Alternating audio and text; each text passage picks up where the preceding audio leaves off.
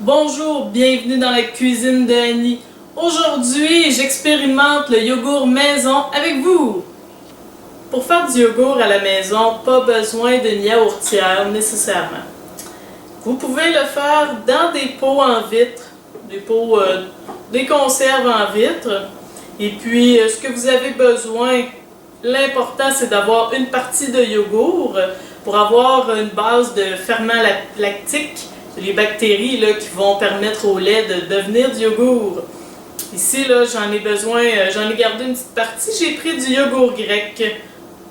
Mais ça peut être n'importe quelle autre sorte de yogourt, nature de préférence, pour commencer. J'ai besoin de lait.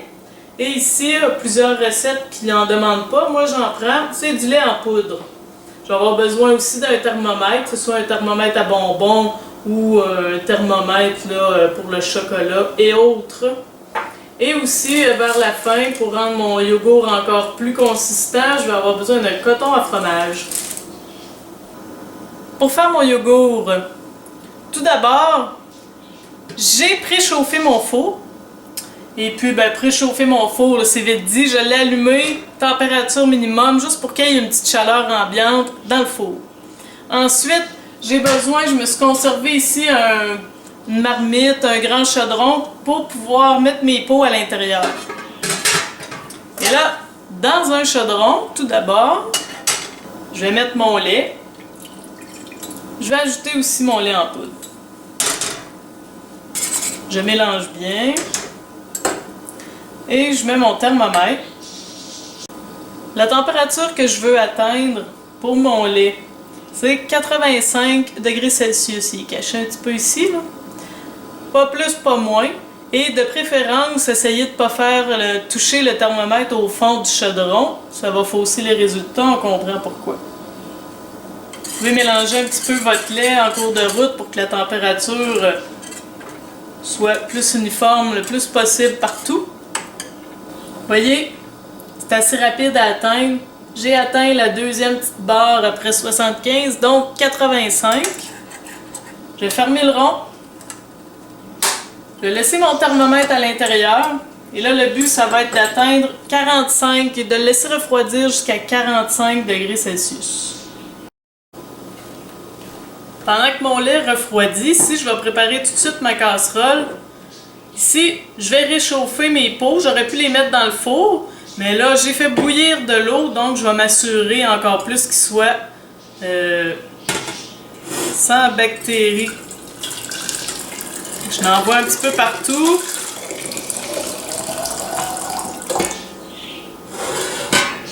Je vais faire la même chose avec mon deuxième pot. Je vais les laisser au chaud, un peu comme ça. Je vais me refaire bouillir d'autres eaux pour la mettre dans mon chaudron. Quand mes pots sont bien réchauffés, je peux les vider. Je veux qu'ils soient secs le plus possible. Et voilà, mettre le couvercle pour conserver la chaleur de l'eau le temps que la température soit idéale. Voici un petit truc pour que ça refroidisse plus vite. Premièrement, je l'ai changé de récipient parce que mon chaudron était chaud. Et ensuite, j'ai mis un ice pack dans un sac de plastique.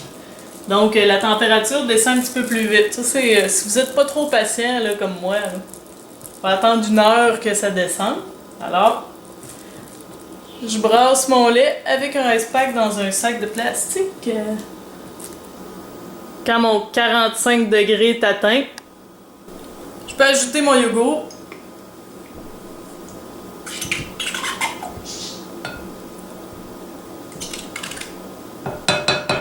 Mon yogourt qui est à température pièce là, depuis que j'ai commencé la capsule, donc depuis environ une vingtaine de minutes.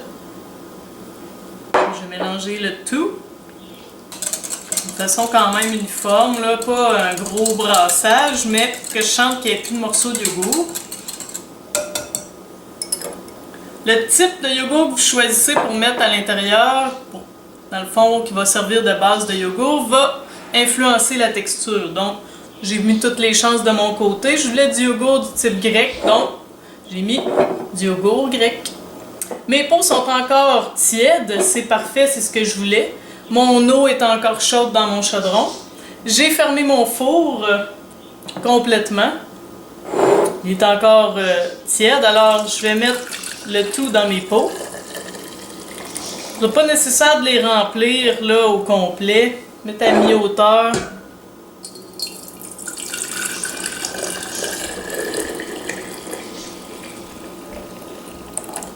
On dirait que je l'avais mesuré. Ici, vous pouvez fermer vos pots avec le couvercle complètement, de façon hermétique. Si c'est pas des pots de ce type-là, des pots type maçon, vous pouvez mettre une pellicule plastique, là, mais vraiment la serrer comme il faut sur le dessus. Alors, je les ferme bien comme il faut, pas obligé d'être super serré, tant que c'est hermétique. Je les immerge dans mon chaudron. Ce qui est important, c'est d'avoir de l'eau plus haut que le niveau du lait à l'intérieur de mes pots. Alors ici, je vais fermer le couvercle et j'envoie ça au four de 4 à 6 heures.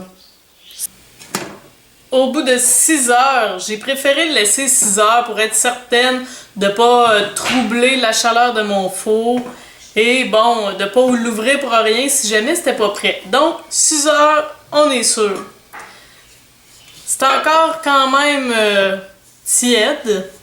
La chaleur, c'est assez conservé. Là, j'enlève mes pots.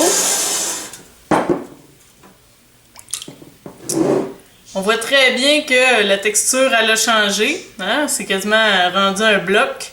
Le yogourt est formé. Vous pouvez le conserver comme ça au réfrigérateur.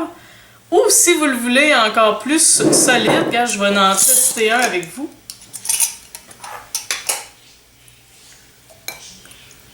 Vous voyez, c'est presque du fromage.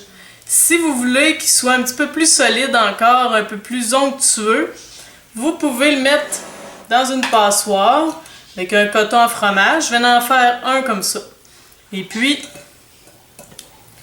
le laisser goûter pendant environ, tout dépend, le plus vous le laissez goûter longtemps, plus qu'il va être solide. Mais là, moi, je le trouve déjà consistant, donc je vais le laisser goûter seulement pas loin de 2 heures, à peu près 2 heures, au réfrigérateur. Donc, aussitôt que le yogourt est terminé, on le sert au réfrigérateur. Et voilà, vous avez du yogourt maison.